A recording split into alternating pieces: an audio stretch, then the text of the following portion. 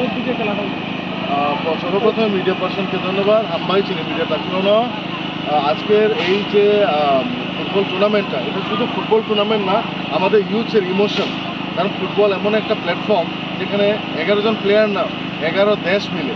সেইভাবে আজকে আমরা ইউথ দশদা কাঞ্চনপুর ওয়াইটিএফের উদ্যোগে এবং আমাদের এমএলএ স্যার, ডিএম স্যার এবং আমাদের লয়ার স্যার আছে, ওনাদের সাপোর্টে আমাদের একটা খুব সুন্দর থানসা কাপ, এই কাপের নাম হবে থানসা কাপ। থানসা কাপ আমরা স্টার্ট করছি। আর ফুটবল টুর্নামেন্টটা হবে ফেয়ার প্লে।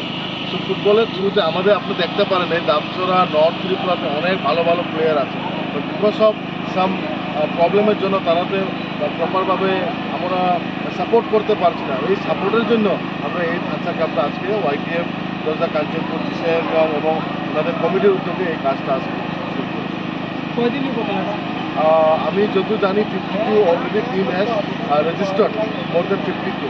তো আশা করি ভালোই যাবে এবং আপনি মিডিয়ার থ্রুতে কাঞ্চনপুরবাসীকে আমাদের ওয়াইটিএফের যে এই টুর্নামেন্টটাকে সাপোর্ট করার জন্য আমি অনুরোধ রাখি।